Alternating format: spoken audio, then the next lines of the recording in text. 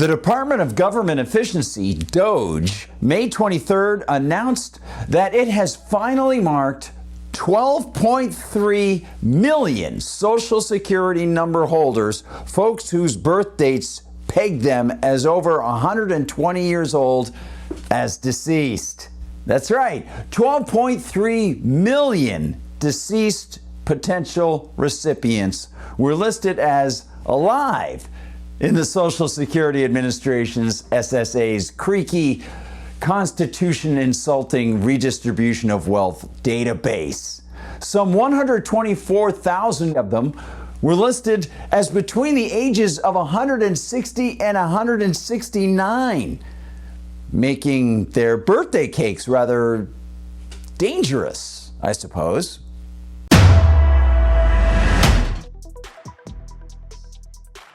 Hi everyone, I'm Gardner Goldsmith for MRC-TV, and here's the story. The cleanup exposes not just bureaucratic incompetence, but the rotten core of a system that's been fleecing Americans for nearly a century. The core of a constitutionally dubious system mandated on Americans, falsely sold as a safety net, stuffed with IOUs, and acting as a financially and morally bankrupt Ponzi scheme from the very first year it paid out.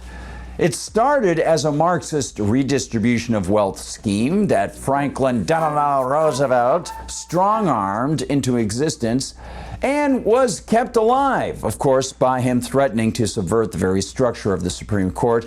And it has morphed into a pay beyond death horror show.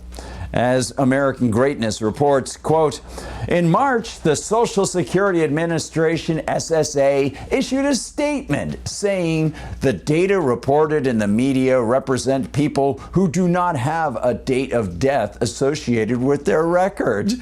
While these people may not be receiving benefits, it is important for the agency to maintain accurate and complete records. The SSA database, which tracks the numbers issued, has existed since 1936 and was flagged during a review in March of 2015 that disclosed that the death records had not been updated for 6.5 million individuals over the age of 112, all of whom were supposed to be deceased.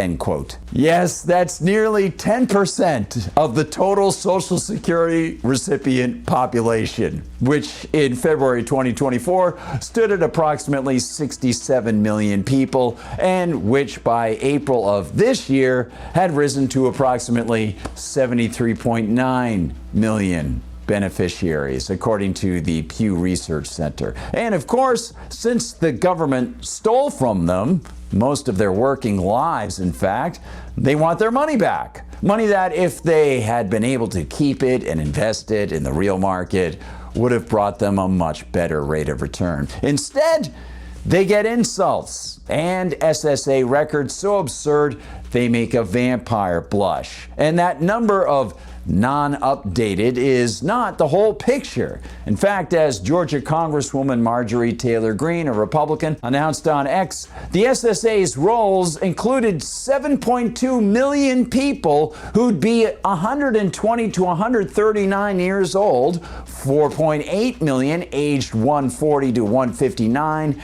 and that well-preserved over 160 club.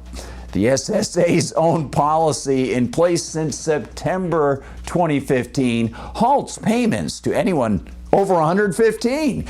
Yet the database remained a mess, with 18.9 million records of pre-1920 births untouched as late as July 2024, per the SSA's Inspector General. Why? Well, the agency claimed updating the births and the system would cost $9 million. Too steep for an outfit that paid out $8.6 trillion in benefits, with, of course, $72 billion deemed improper in 2023 alone. This isn't just sloppiness, it's a symptom of rot very deep rot, because from its inception, Social Security has been a house of cards, propped up by coercion and deceit. In 2013, Gary Gillies noted for the Mises Institute that it was, of course, a Ponzi scheme, using current workers to pay the so-called retirement savings accounts of the retired from the start. Quote, after Social Security's creation, those in or near retirement got benefits far exceeding their costs. Ida Mae Fuller, the first Social Security recipient, got 462 times what she and her employer together paid in contributions. Those benefits, in excess of their taxes paid, inherently force future Americans to pick up the tab for the difference. End quote. And of course, the creation of Social Security was an insult to the founders, as in 1935, Franklin Delano Roosevelt pushed the Social Security Act through Congress, claiming it would secure Americans' retirement, something no government is supposed to do. And like us, many Americans of that era might have asked, if this is so great, can I choose to be left out of it?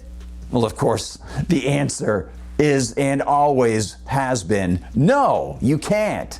In 1937, the Supreme Court of the United States, the SCOTUS, smelled the rat and signaled it might strike down the act as unconstitutional. Well, FDR didn't like that, and he didn't flinch.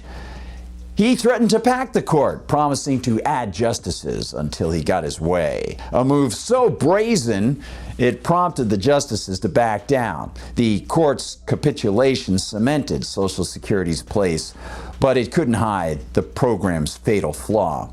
Of course, it's a Ponzi scheme, pure and simple. So today's stunning cadre of 160-year-old Social Security roster members, and perhaps that's going to be made a special distinction on some government monument someday. Well, it's just another in a long line of infuriating facets on this fake and corrupt government gem. The 12.3 million living dead in the SSA's database only amplify this absurdity. And these records, some tied to people born before the Civil War, weren't just oversights. They were political conduits for fraud. While the SSA insists almost none of these number holders were receiving benefits, the lack of death dates raises red flags. In January, Fox News reported that the U.S. Treasury recouped $31 million in improper payments to deceased individuals in early 2025, with estimates of hundreds of millions more to recover. And then there's the darker speculation. Outdated Social Security numbers could be exploited for, you got it, voter fraud, which seems to be in line with the fraud of the whole system, of the whole government is here to protect you, so hand over your cash or else fraud. Perhaps it's enough for younger people to be able to ask to be let alone. But of course, politicians won't respond in a positive way. They won't abide by the Constitution, and they won't end this mummified monster. Instead, just like the unnaturally high ages of people discovered by DOGE, Social Security likely will continue to fake it for years to come, and the political elite will tell us that they're saving our retirements. How about they leave us alone and allow us to do it ourselves? Oh, and stop lying to us while they're at it. Hey, thanks for watching, everybody. Please like and subscribe. Find us on Rumble, where they don't censor MRC TV. Find us, of course, on YouTube, where sometimes they do censor. And double check that you're still subscribed over there.